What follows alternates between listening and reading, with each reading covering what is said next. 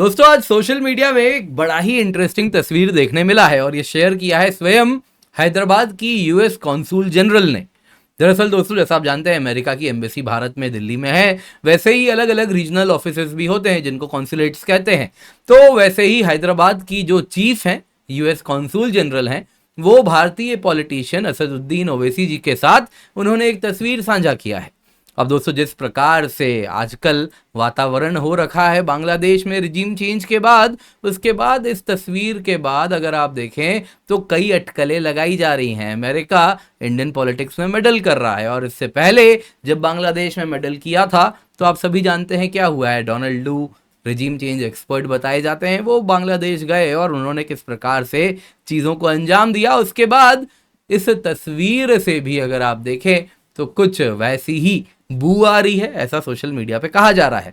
पर दोस्तों देखने वाली बात यह है, भारत तो एक डेमोक्रेसी है, हम किसी को रोक नहीं सकते, तो इसके बाद हम क्या करें और इस तस्वीर के क्या मायने हैं, आइए इन सभी पर आज के इस वीडियो में चर्चा करते हैं। दोस्तों इससे पहले आगे बढ़े, आप लोगों के लिए बड़ा इंपॉर्टेंट न्यूज़ है दोस्तों। Freedom to learn freedom to succeed cell हम चला रहे हैं। केवल 24,999 रुपए में आपको एक साल की यूपीएससी सिविल सर्विस एग्जाम की सब्सक्रिप्शन मिल रही है, जिसमें complete GS, complete CSAT, complete test series मिलता है, सारे बैचेस का एक्सेस मिलता है, हिंदी में, इंग्लिश में जिसमें आप चाहें देखना देख सकते हैं। मेंस टेस्ट सीरीज इवैल्यूएशन मिलता है, डेडिकेटेड डाउट सॉल्विंग है, 1-on-1 मेंटरशिप है। दोस्तों ऑफर खत्म हो जाएगा, 14 अगस्त आखिरी डेट है, जल्दी से जाएं, नीचे लिंक मिल जाएगा, KC10 कोड यूज करें और इस अफोर्डेबल प्राइस पे 70 से अधिक सिलेक्शन हमने लास्ट ईयर दिया था इसी कोर्स से, वैसे ही कोर्स में एनरोल कर लें। दोस्तों न्यूज में क्या है, न्यूज में है US consul general Jennifer Larsen, उन्होंने सोशल मीडिया एक्स पर अपना एक पिक्चर शेयर किया जिसमें उन्होंने लिखा, thank you member of parliament and leader of AIMIM Asaduddin Owaisi ji की बात हो रही है। और उन्होंने कहा आपकी हॉस्पिटैलिटी बड़ी अच्छी थी, आपने हमसे कुछ इंपॉर्टेंट इंफॉर्मेशन शेयर किया, आपने हमें अपने व्यूज दिए और जो हमारे शेयर्ड इश्यूज हैं, शेयर्ड कंसर्न्स हैं, उन पर हमने चर्चा की और मैं ये डिस्कशन आगे फिर बढ़ाना चाहूंगी। दोस्तों यहाँ पे आपको बताना चाहूंगा असदुद्दीन ओवैसी जी के यहाँ यूएस कॉन्सुल जनरल कोई पहली बार नहीं गई हैं, इससे पहले भी अगर आप देखें तो काफ़ी बार इफ्तार वगैरह में वो जाती रही हैं। तो इस प्रकार से यहाँ पे क्या डिस्कशन हुआ, देखिए क्या डिस्कशन हुआ ये तो ओवैसी जी ही बता सकते हैं, अन्यथा यहाँ तो यही उसमें जो ट्वीट है उसमें यही लिखा गया है, इंफॉर्मेशन शेयर किया गया है, डिस्कशन हुआ है शेयर्ड इश्यूज पर और कुछ शेयर्ड कंसर्न है जिन पर चर्चा हुई है। तो क्या ये शेयर्ड इशू है, क्या ये शेयर्ड कंसर्न है, ये तो किसी को नहीं मालूम। दोस्तों ये यूजुअल प्रोटोकॉल नहीं है। यूजुअली क्या होता है, दो देश shared concerns, shared issues in पर चर्चा करते हैं, लेकिन चर्चा गवर्नमेंट जो इंचार्ज है उसके साथ होती है। यानी दिल्ली में MEA है, मिनिस्ट्री ऑफ एक्सटर्नल अफेयर्स है, उनसे एम्बेसडर आते हैं, चर्चा करते हैं, कई बार सवाल भी पूछते हैं, कई बार हम भी सवाल पूछते हैं, कुछ इंपॉर्टेंट होता है तो बिना पूछे बताया भी जाता है। लेकिन यहाँ पे पॉलिटिशियन से डायरेक्टली पूछना, बात करना, इंपॉर्टेंट इश्यूज पर जो कंसर्न्स हैं, जो शेयर्ड कंसर्न्स हैं, उनकी चर्चा करना, ये कुछ अलग है।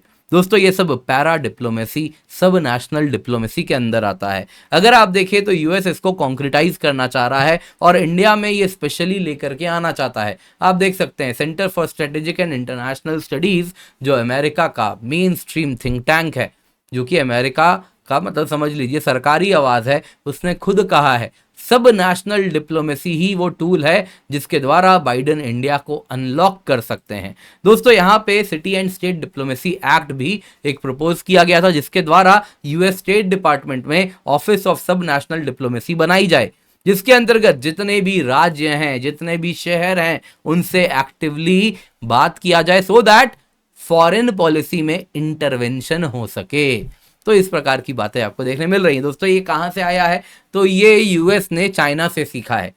चाइना ने यूएस में खूब सब नेशनल डिप्लोमेसी किया, जिसमें यूएस के अलग अलग राज्य हैं, तो उन सभी से जाके उसने अलग अलग उसके जो इंस्टीट्यूट्स हैं जहाँ पे अलग अलग रिसर्च होते हैं, उन सब के साथ MOU साइन किया, कुछ रिसर्च को फंड किया।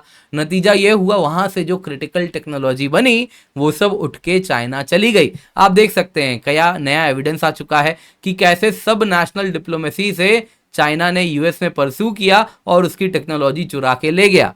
चाइना ने सब नेशनल कलेक्शन किया यूएस के साथ, जिसके द्वारा टेक्नोलॉजी ट्रांसफर आज चाइना हो पा रहा है।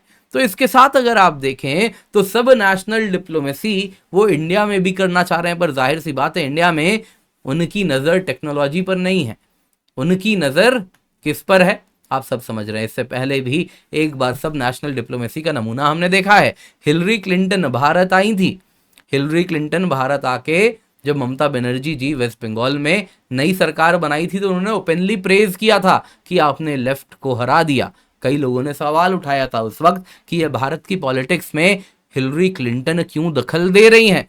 हिलरी क्लिंटन ने प्रॉमिस भी किया ममता बनर्जी जी को कि आपके यहाँ निवेश भी करेंगे, अब तो आप आ गई हैं, लेफ्ट को आपने उखाड़ फेंका है।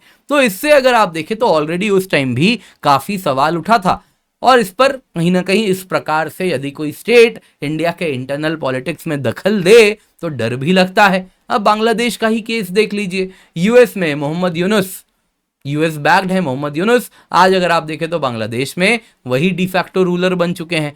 ये क्या कोई डेमोक्रेटिक तरीके से आए हैं? बिल्कुल नहीं, डेमोक्रेटिक तरीके से चुनी हुई सरकार को गिरा के इनको बैठाया जा रहा है। यूएस ने इसी प्रकार से पॉलिटिकल इंटरवेंशन करता रहा है बांग्लादेश में। वो अगर आप देखें तो खालिदा जिया बीएनपी जमाते इस्लामी से अपने करीबी संबंध बना के रखा। दिसंबर 2022 की बात है, अभी बांग्लादेश में ही जमाते इस्लामी के संदर्भ में आपको बता रहा हूं, बांग्लादेश में जो अमेरिकन एम्बेसडर थे पीटर हास, वो बीएनपी पॉलिटिशियन उनके घर गए थे। बीएनपी लीडर सजिदुल इस्लाम उसके घर गए थे, जमात के कुछ लोगों से मिल के आए थे। और उसके बाद आपने देखा क्या हुआ। अप्रैल की बात है, शेख हसीना जी ने साफ साफ कहा था यूएस रिजीम चेंज करना चाह रहा है, डेमोक्रेसी को वो खत्म करना चाह रहा है, अपने मर्जी का एक सरकार लाना चाह रहा है। बाकी तो आप जानते ही हैं, एक न्यूज़ चल ही रहा है, यूएस की मंशा रही है कि कैसे भी करके बांग्लादेश का सेंट मार्टिन आइलैंड हड़प लिया जाए, उसके द्वारा चाइना और इंडिया दोनों पे वो पकड़ बना के रखेगा। मैंने ऑलरेडी इस पर काफ़ी वीडियोस बनाए हैं, आप लोगों ने शायद देखा भी होगा।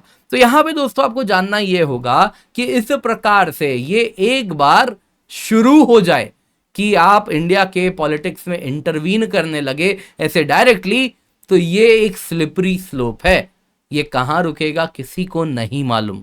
दोस्तों यूएस अगर आप देखें तो इंडियन पॉलिटिक्स में मेडल कर रहा है। इस बार के ही लोकसभा चुनाव की बात है, रशिया ने ओपनली कहा था यूनाइटेड स्टेट्स इंडिया के इलेक्शंस में इंटरफेयर कर रहा है, और उसके बाद यूएस के सुर बदल गए थे। आप देख सकते हैं कि काफ़ी प्रयास किया गया था कि इंटरफेयर किया जाए, और उसके बाद इंडिया के प्राइम मिनिस्टर भी चुनाव जीतने के बाद रशिया गए। डिस्पाइट द फैक्ट वेस्ट को बिल्कुल पसंद नहीं था, उनके कहीं ना कहीं मुंह पे एक तमाचा के समान था रशिया जाना, फिर भी वो गए यही इन्फॉर्म करने के लिए कि अगर आप इंडिया के पॉलिटिक्स में चुनाव में इंटरफेयर करेंगे तो हमारे साथ रिश्तों में खटास तो आएगी। दोस्तों अमेरिका पे काफ़ी बार आरोप लगे, दुनिया भर में इन्होंने रिजीम चेंज किया है, सरकारें गिराई हैं। ऐसे भी आरोप हैं कि अमेरिका में एक तबका ऐसा है जो भारत में भी सरकार गिराना चाहता है। पर दोस्तों अब हम क्या करें, हम तो डेमोक्रेटिक सरकार हैं, हम क्या करें। यदि कोई भारतीय अमेरिकन से मिले, अमेरिकन अगर आप देखें कॉन्सूल जनरल से, एम्बेसडर से मिले, तो डेमोक्रेसी में रोक तो नहीं सकते और गलत भी नहीं है। अलग अलग कंसर्न्स हो सकते हैं। ओवैसी जी बोल देंगे कि भाई मैं तो हैदराबाद का एमपी हूँ, हैदराबाद में इतना लंबा वेटिंग लिस्ट चल रहा है वीज़ा को लेकर, उस पर चर्चा हो गई, इस पर बात हो गई, दुनिया भर की चीज़ें हैं। वो कह सकते हैं कि मैं चाहूँगा हैदराबाद में आप निवेश करें, इस पर चर्चा हुई। तो दुनिया भर की बातें हैं जो वो बोल सकते हैं, जो कि वैलिड भी है और लीगली सही भी है, वो बात भी कर सकते हैं। तो यहाँ पे दोस्तों हमको समझना होगा यूएस इस प्रकार से डेमोक्रेसी में हम किसी को रोक नहीं सकते, लेकिन यूएस अपने एसेट्स दुनिया भर में बनाता है। एक कुछ ट्रेड्स हमको देखने मिलते हैं अमेरिकन एसेट्स के। अब दोस्तों इप्सो फैक्टो नहीं कि ये है तो पक्का वो एसेट है ही है, लेकिन कुछ ऐसी चीजें अगर आपको कैरेक्टरिस्टिक दिख रही हैं तो अमेरिकन इंटरेस्ट को कैटर कर सकता है ये व्यक्ति। उसमें सबसे पहला बताया जाता है कि वो आदमी या व्यक्ति या महिला भी हो सकती हैं, फ्रीक्वेंटली यूएस विजिट करते हों, यूएस जाएंगे, उसके यूनिवर्सिटी में टॉक्स वगैरह देंगे, उसके थिंक टैंक से डायरेक्टली बात करेंगे, यूएस मीडिया से डायरेक्टली इन्वॉल्व होंगे।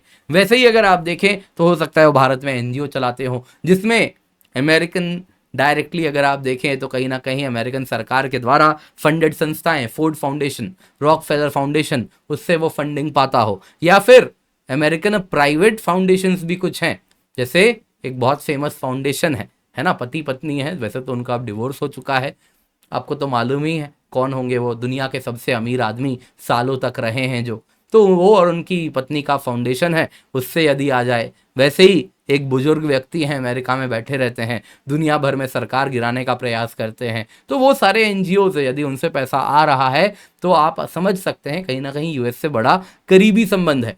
इसके सिवा अनफॉर्चुनेटली कुछ अवार्ड्स भी ऐसे हैं जो कि अगर आप देखें तो ऑफ लेट उनको कहा जाता है कि वो अगर अवार्ड मिल रहा है तो अमेरिकन इंटरेस्ट को आप कैटर कर रहे हैं।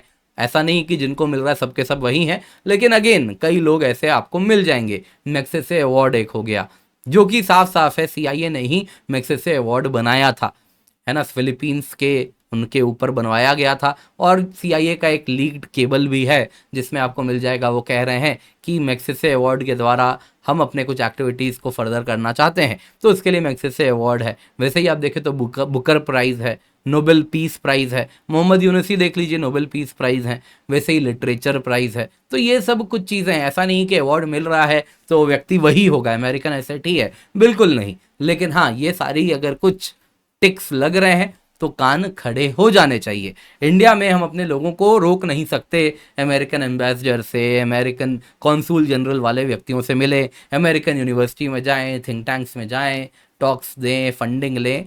कहीं ना कहीं विद इन दी लॉ अगर आप कर रहे हैं तो हम रोक नहीं सकते, लेकिन कान तो खड़े कर सकते हैं ना।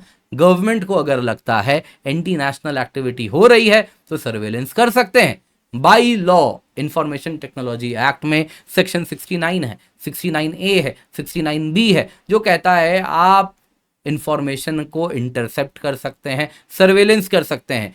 सेक्शन 69 ऑफ आईटी एक्ट कहता है गवर्नमेंट, सिर्फ सेंट्रल गवर्नमेंट नहीं, स्टेट गवर्नमेंट भी यदि उनको लगता है कि कहीं से भी भारत के sovereignty, integrity, defence of India, security of the state, friendly relations with foreign states, public order या इंसाइटमेंट को कोई बढ़ावा दे रहा है, तो इन सब को रोकने के लिए सेंट्रल गवर्नमेंट, स्टेट गवर्नमेंट अपनी एजेंसीज को आदेश दे सकती हैं, जिसके द्वारा वो इंफॉर्मेशन को इंटरसेप्ट कर सकते हैं, मॉनिटर कर सकते हैं, डिक्रिप्ट कर सकते हैं। तो सब कुछ किया जाया जा सकता है। तो यदि सरकार को लगता है कि कुछ गलत हो रहा है तो सर्वेलेंस तो बढ़ा ही सकते हैं। This is the least they can do.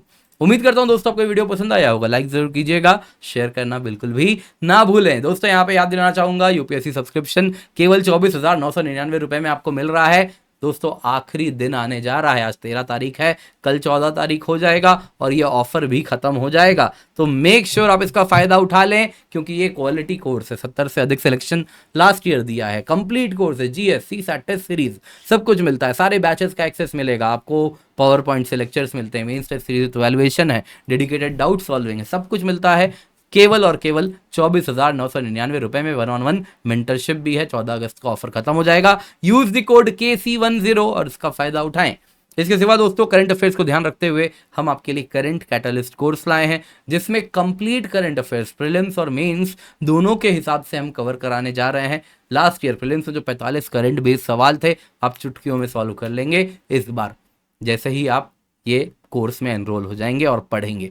Mains में वैसे ही GS2, GS3 की तैयारी आपकी अभी से स्टार्ट हो जाएगी। इंटीग्रेटेड होलिस्टिक अप्रोच रहेगा। मुझे हफ्ते में 2 दिन दीजिए, निश्चिंत हो जाइए करंट अफेयर्स से। 20 अगस्त से बैच स्टार्ट हो रहा है, नीचे लिंक मिल जाएगा, जल्दी से जाके एनरोल कर लें। नया बैच 15 अगस्त से स्टार्ट हो रहा है, मंजिल बैच, ज़रूर इसका हिस्सा बने। इसके सिवा अचीवर्स, नीव, शिखर, हिंदी, इंग्लिश बैच आपके लिए लाए हैं, इसका हिस्सा बने। आइकन एक सब्सक्रिप्शन भी है दोस्तों, 1-on-1 mentorship, offline recorded classes हैं, क्विक रिवीजन मॉड्यूल है, आंसर इवैल्यूएशन है, इंटरव्यू गाइडेंस है, डेली कंटेंट मिलता है, प्रैक्टिस क्वेश्चन है, डेली आंसर राइटिंग है, 20 GS PDF बुक्स है जो आपको यहाँ दिख रहा है, सब कुछ मिल रहा है बहुत ही अफोर्डेबल कीमत पे on using the code KC10। Optional batches भी आपके लिए लाए हैं, इनका हिस्सा बन जाएं, यूज द कोड KC10, इसका फायदा जरूर आप उठा लें।